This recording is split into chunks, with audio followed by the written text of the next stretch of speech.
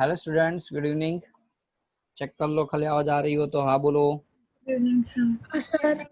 Okay,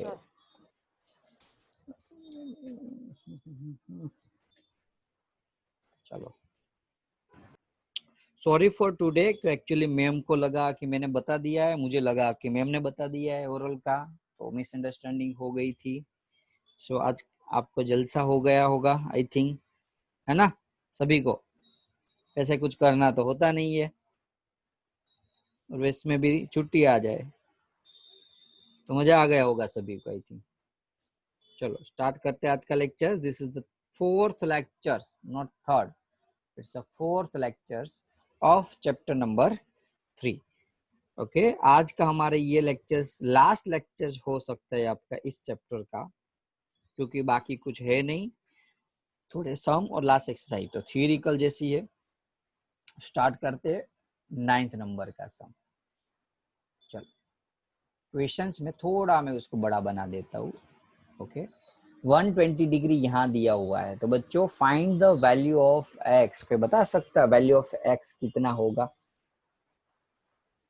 तो उसके लिए एक कॉमन लॉजिक है मेरे पास। ये 70 है तो ये 70 होगा कि नहीं? हाँ कि ना बोलो। Yes sir. मैं थोड़ा सा कम कर देता हूँ, छोटा कर देता हूँ। चलो ये 70 होगा, क्यों बताओ? चलो, जैसे कि पैरेललोग्राम ECUL की बात करूं मैं, ये पैरेललोग्राम जो डार्क बना रहा है लाइन में ना, वो उस पैरेललोग्राम में ऑपोजिट एंगल इक्वल होते हैं। तो ये 70 तो ये 70, हाँ कि ना? Yes sir. अब देखो ये 120 है तो ये कितना होगा? 120। कहां से 120 होगा यार? कॉमन सेंस से एडजेसेंट एंगल है, ऑपोजिट एंगल थोड़े है ये। पैरेललोग्राम के अंदर ऑपोजिट एंगल इक्वल होते हैं, एडजेसेंट एंगल कौन से होंगे? 60। सप्लीमेंट्री होते हैं। तो K plus R, angle K plus angle R 180 होना चाहिए। एंगल K 120 है तो R की वैल्यू बताओ। 80। 60 कहां से 80 यार? ये हो जाएगा 60। देखो ये 60 है तो ये ट्राइंगल है पूरा KSIR के लिए। KSIR के लिए एंगल R और एंगल S इक्वल होंगे कि नहीं? हाँ कि ना? 60 होगा। मैं इसको जूम करके मैं बना रहा हूँ, जूम करके, ध्यान रखो। ES और ये बच्चा O, यहाँ नाम दे देते O। तो ये आपको मिला 70, ये आपको मिला 60। तो ये एंगल फाइंड करना है X। अब इजी हो सकता है, सम कर सकते हैं सोल्व। ट्राइंगल EOS के लिए एंगल सम प्रॉपर्टी कौन सी? एंगल सम प्रॉपर्टी क्या है कि angle E plus S plus O 180, E है 70, S 60 और X आपको फाइंड करना है। बोलो हाँ कि ना?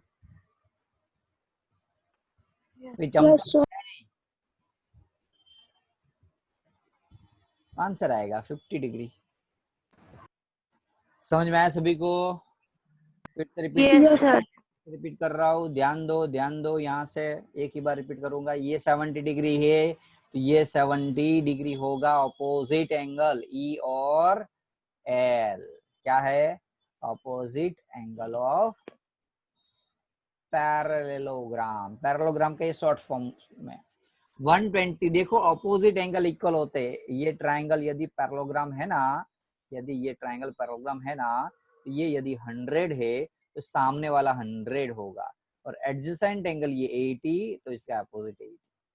अब पता चला सभी को कौन सा इक्वल और कौन सा 180? अब कंफ्यूज नहीं होना चाहिए नेक्स्ट लेक्चर्स के अंदर। चलो, explain how this figure is trapeziums. बताना है आपको कि ये दो line which of two sides are parallel, ये साइड्स और ये साइड यदि पैरेलल है तो कौन सी हुई? ट्रेपीजियम हुई, हाँ कि ना? तो ये दो साइड पैरेलल ऐसे हो सकती है, बताओ। चलो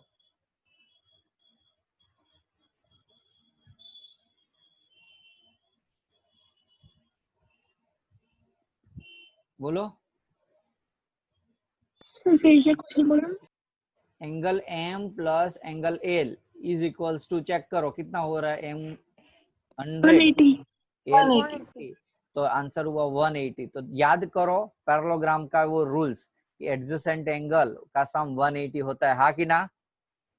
यस सर। यदि वो एडजेसेंट एंगल का सम 180 होता है, जिसका मीनिंग ये क्या हुआ, एम एन और के एल पैरेलल हुआ। तो which of the two sides are parallel? तो आंसर हुआ M N and K L. बोलो क्लियर।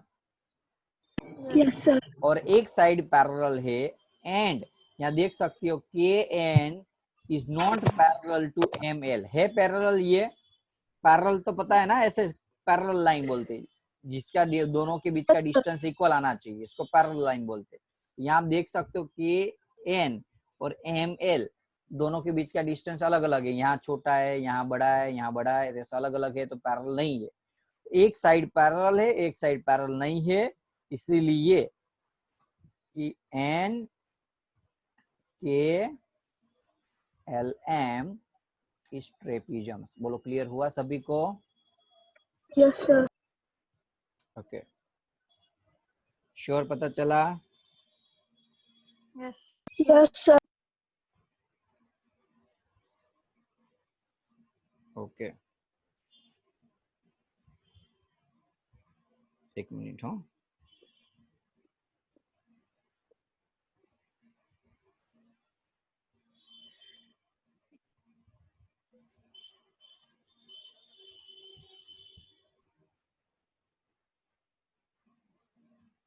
चलो,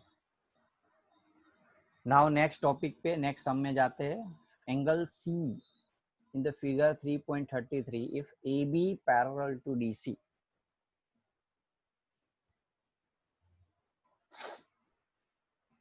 क्या है? ए बी और डी सी पैरेलल बताना है। बोलो चलो, ए बी डी सी को पैरेलल बताना है।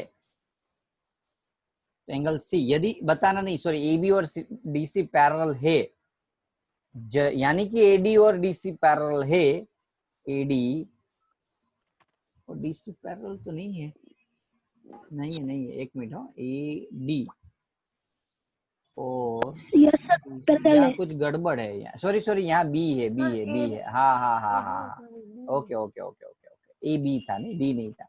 ए बी और डीसी, हाँ ये पैरेलल है पैरेलल। चलो, तो मुझे क्या फाइंड करना है? एंगल सी फाइंड करना है। तो बहुत इजी है, यदि A B D C parallel है तो एंगल बी प्लस सी कितना होना चाहिए? 180। दो पैरेलल लाइन के बीच के एंगल, बी की वैल्यू 120 डिग्री है, तो सी मिल जाएगा आपको 60। Yes sir 60। Sure. Yes sir. चलो, 12th, find the measure of angle P and S if the SP parallel to RQ। बोलो चलो, बताओ कैसे करोगे? आप देखो यहाँ 90 डिग्री, हाँ कि नहीं, हाँ कि ना, हाँ यस कि सर। ना, ये 90 डिग्री है, तो ये कौन सा होना चाहिए? जैसे कि यहाँ आपको दिया हुआ है कि एसपी और आरक्यू पैरेलल है, जो दो लाइन पैरेलल होते हैं उसके बीच का एक साइड का एंगल, कोई एक पेयर, दो पेयर कितनी होनी चाहिए? 180 होना 180। चाहिए। तो ये 90 यस है, सर तो ये कितना होना चाहिए बच्चों? 90। तो आपको पता है कि एंगल एस प्लस, इक्वल नहीं हो, ध्यान रखो, दोनों का सम 180 होगा, और इससे एस प्लस आर आपको 90 दिया हुआ है, आर आपको 90 है, तो एस भी 180 में से 90 माइनस होगा तो 90 मिलेगा। ना एक्चुअली हमें फाइंड करना एस और पी दोनों। बोलो पी भी कितना होगा? तो पी दो मेथड से यूज हो सकते हैं, सभी के एंगल का सम 360 कर दो तो भी मिल जाएगा, या तो angle Q plus angle P का सम 180 कर दो तो भी मिल जाएगा आपको। क्यू प्लस पी, क्यू कितना है आपको? 130 डिग्री, पी फाइंड करना है। 50। क्या आएगा आंसर? 50. 50 डिग्री। डाउट है किसी को? Oh, sir. पक्का? चलो नेक्स्ट। तो यहाँ आपकी ये एक्सरसाइज खत्म हुई 3.3। नेक्स्ट एक्सरसाइज 3.4 है। उससे पहले जो ऑलरेडी मैंने एक बार लेक्चर्स के अंदर बता दिया था कि अलग अलग अलग अलग अलग टाइप के क्वाड्रिलेटर्स की प्रॉपर्टी याद है ना? सब कुछ याद ना हो तो एक बार देखो, नजर घुमाओ, याद कर लो जल्दी से। 5 मिनट में दे रहा हूँ सभी को, जल्दी से मुझे ये सारी प्रॉपर्टी सारे स्टूडेंट्स को याद चाहिए। यदि याद नहीं रहेगी तो मैं आपको आगे के लेक्चर्स में अलाउड नहीं करूंगा। जल्दी से फटाफट याद करना स्टार्ट कर दो। चलो चलो तो अब हम स्टार्ट करते हैं एक्सरसाइज 3.4। आपने यदि ये कॉन्सेप्ट इस टेबल को अच्छे से देखा होगा तो ये सब कुछ आपको बहुत इजी लगेगा। चलो, ऑल रेक्टेंगल आर स्क्वायर। क्या रेक्टेंगल को स्क्वायर बोल सकते हो? No, sir. नहीं, क्योंकि स्क्वायर के लिए सभी साइड सेम होनी चाहिए, तो false. All rhombus are parallelogram. All rhombus are yes. क्यों? क्योंकि पैरेललोग्राम के अंदर सामने वाली साइड इक्वल होती है, तो पैरेललोग्राम है, रोम्बस में भी वही होगा। All square are rhombus and also rectangle. Yes, सही है। स्क्वायर है उसके अंदर 90 डिग्री होता है, स्क्वायर है उसके अंदर सभी साइड इक्वल होती है। All square are not parallelogram. नहीं, स्क्वायर पैरेललोग्राम बोल सकते, क्योंकि स्क्वायर को हम पैरेललोग्राम बोल सकते हैं। समझ में आ रहा है ना सभी को? All kites are rhombus. Kites को रोम्बस बोल सकते हैं नहीं, क्योंकि काइट्स के अंदर क्या होगा, ये दो साइड इक्वल होती नहीं है, क्योंकि ये दो होती है और ये दो होती है। रोम्बस में तो चारों की चारों इक्वल होनी चाहिए, तो ये रॉन्ग है। ये हुआ फॉल्स, डी भी फॉल्स। ये सही है, ये सही है, ये सही है और ये wrong. All rhombus are kite, तो उल्टा, रोम्बस को काइट्स बोल सकते हो तो यस, क्योंकि काइट के लिए खाली एक ही कंडीशन है। काइट के लिए कंडीशन कौन सी है भाई? सामने एडजेसेंट साइड इक्वल होनी चाहिए। तो रोम्बस में भी एडजेसेंट साइड इक्वल होती है, ये और ये इक्वल होती है, हाँ कि ना? यस जी, हमने कौन सा एफ किया ना? जी बोलो। और पैरेललोग्राम आर ट्रेपीजियम्स, बताओ। यस, सही है। पैरेललोग्राम को ट्रेपीजियम्स बोल सकते हैं, क्योंकि ट्रेपीजियम्स में सामने वाली साइड पैरेलल होनी चाहिए, तो पैरेललोग्राम में सामने वाली साइड पैरेलल होती है। All square are trapeziums. Square को ट्रेपीजियम्स बोल सकते हैं, यस, क्योंकि देखो उल्टा नहीं हो सकता है। ट्रेपीजियम्स को स्क्वायर नहीं बोल सकते, क्योंकि स्क्वायर को ट्रेपीजियम्स बोल सकते हैं। ऊपर से नीचे आना है, ऊपर से नीचे आओगे तो जो ट्रेपीजियम्स है, पैरेललोग्राम को रोम्बस बोल सकते हैं, रोम्बस को रेक्टेंगल बोल सकते, सॉरी, रोम्बस को स्क्वायर बोल सकते हैं, रेक्टेंगल को, पैरेललोग्राम को रेक्टेंगल बोल सकते हैं। याद है ना, मैंने बताया था आपको ये सब कुछ last lecture. Okay. H all square are trapeziums. Yes, square को ट्रेपीजियम्स बोल सकते हैं, क्योंकि स्क्वायर के अंदर ट्रेपीजियम्स की कंडीशन है वो सेटिस्फाई हो रही है। यहाँ आंसर नहीं है, लेकिन आप प्रूव कर देना। बोलो, क्लियर हुआ फर्स्ट में? कोई डाउट किसी को? No, sir. चलो second. Now identify all the quadrilaterals have 4 sides. देखो थियरिकल थे ना, इसलिए मैंने कॉपी पेस्ट कर दी है, मैं भूल गया था। सम सॉल्व नहीं करना है, इसलिए आपको क्या लिखना है ना, इसलिए मैंने क्वेश्चंस भी आंसर भी क्वेश्चन के साथ कॉपी पेस्ट कर दी है। चलो, identify all the quadrilaterals have 4 side of equal length. 4 equal length, चारों 4 साइड इक्वल किसकी होती है? तो रोम्बस हो सकता है या तो स्क्वायर हो सकता है। बोलो क्लियर? यस या रोम्बस, या रोम्बस या स्क्वायर हो सकता है, उससे अलावा कोई हो सकता नहीं है। चलो, પછી 4 राइट एंगल, तो 4 राइट एंगल या तो स्क्वायर हो सकता है या तो रेक्टेंगल हो सकता है। बोलो clear? Yes, sir. Now third number. Sir इसमें मैं ड्रॉ करना होगा?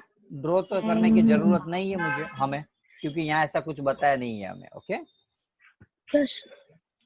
Explain how a square is. Square quadrilateral कैसे हुआ? क्योंकि क्वाड्रिलेटर को 4 साइड होती है, इसलिए स्क्वायर को क्वाड्रिलेटर बोलते हैं, हाँ कि ना? Yes, sir. इसकी डेफिनेशन बता देने, quadrilateral have the 4 side. Now parallelogram, तो पैरेललोग्राम क्यों हुआ? क्योंकि उसकी opposite side parallel and angle are equal होते हैं।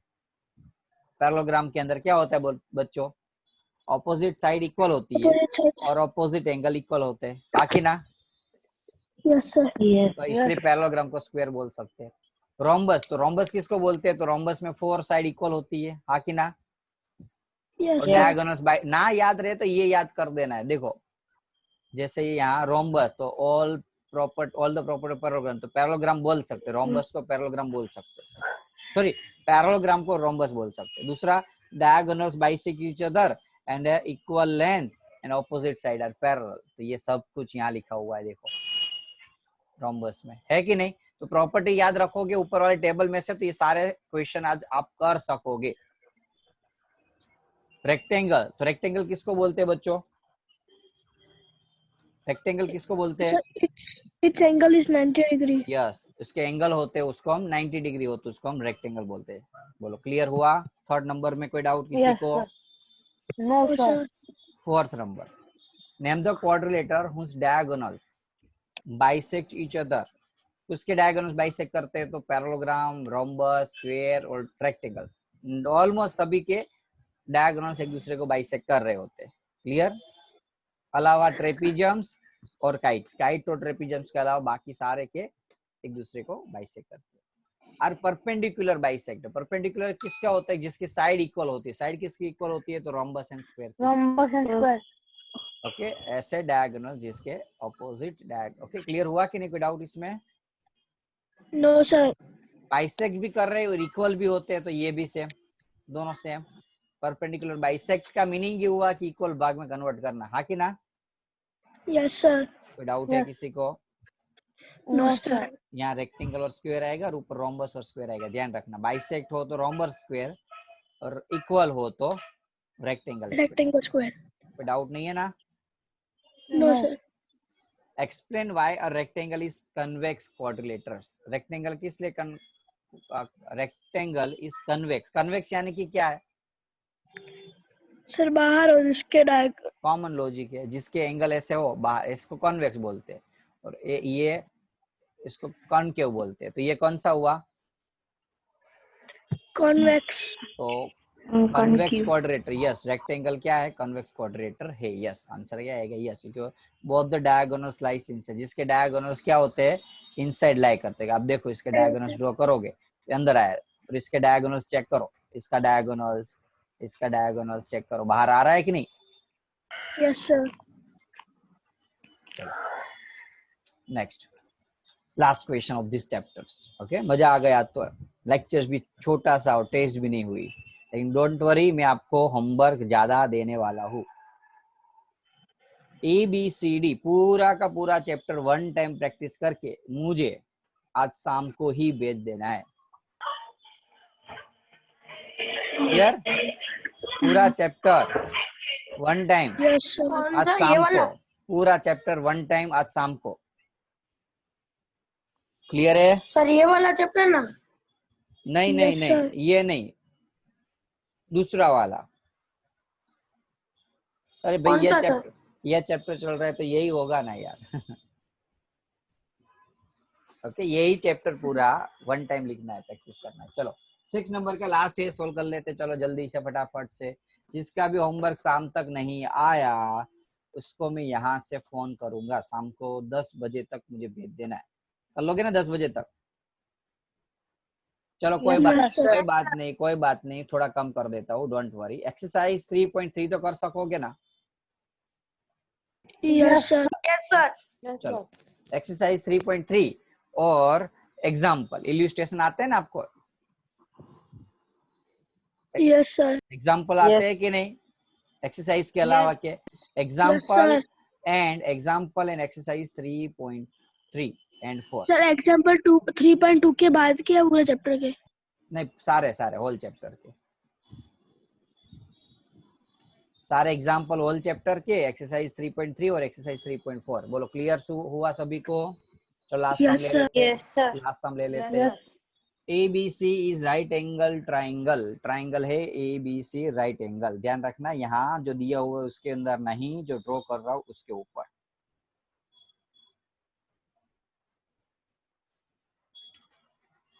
ABC is right angle and O is midpoint of the side opposite to the right angle. Yes, right angle है इससे opposite वाली यानी कि hypotenuse में midpoint है O. Explain why O is the equidistant from the A, B and C. ये इससे इससे और इससे इक्विडिस्टेंस है क्यों? यदि उस ये इक्विडिस्टेंस है तो मुझे क्या करना पड़ेगा? तो ध्यान रखो बच्चों, यहाँ से मैं एक्स्ट्रा लाइन खींच रहा हूँ, जो रेड लाइन में ड्रॉ की वो एक्स्ट्रा है। अब बोलो कौन सा ट्रायंगल हुआ ये, सॉरी क्वाड्रेटर हुआ ये, बोलो बोलो बोलो। ट्रायंगल। क्या ट्रायंगल? क्वाड्रिलेटर की बता रहा हूँ, कौन सा क्वाड्रिलेटर हुआ ये? रेक्टेंगल। रेक्टेंगल। कॉमन लॉजिक है, ये 90 डिग्री है, यहाँ मैंने 90 डिग्री बनाया तो ये हुआ रेक्टेंगल। रेक्टेंगल के डायगोनल्स एक दूसरे को क्या कर रहे होते हैं? बाइसेक्ट भी कर रहे हो और इक्वल भी है। याद करो, रेक्टेंगल और स्क्वायर, रेक्टेंगल और स्क्वायर इसके डायगोनल्स, उस diagonals are equal and bisect. हाँ कि ना? Yes sir. तो ये O है, वो किसका डायगोनल्स का मिड पॉइंट है? AC का भी है और यहाँ मैं नाम दे दूं तो BD का भी है। हाँ कि ना? और ये डायगोनल्स एक दूसरे को बाइसेक्ट भी कर रहे हैं और इक्वल भी है, यानी कि बाइसेक्ट और इक्वल कर रहे हैं तो ये सारे चारों चार भाग इक्वल हो गए O से। ये चारों भाग इक्वल हो गए ना, OD, OA, OB और OC। तो OA, OC, OB, OD equal है। क्यों? क्योंकि AC और BD इक्वल है, बाइसेक्ट कर रहे हैं, इसलिए ये चारों चार भाग इक्वल हो गए। चारों चार भाग इक्वल है, इसका मीनिंग O से A का डिस्टेंस, O से B का डिस्टेंस, O से C का डिस्टेंस सेम है। इसका मीनिंग इक्वल डिस्टेंस है, इसलिए उसको बोलते हैं इक्विडिस्टेंस। आई होप क्लियर हुआ होगा सभी को। Yes sir. पक्का? Yes sir. चलो, तो आज के लेक्चर में किसी को भी कोई डाउट हो तो बता दो। सर आपने होमवर्क क्या हुआ? 3.3 में क्वेश्चन 9 से करना है या पूरी एक्सरसाइज 2 से? 3.3 और 3.5 3.3 में ये 9 नंबर से करना है। आज जो चला है ना वो सब कुछ। Okay sir. चलो एक काम करो, टाइम अभी भी है हमारे पास 5 मिनट, तो एक काम करते, एटलीस्ट में ज्यादा नहीं इतना लर्न कर दो। चलो मैं आपको पूछता हूँ, true false, true false learn कर दो जल्दी से। चलो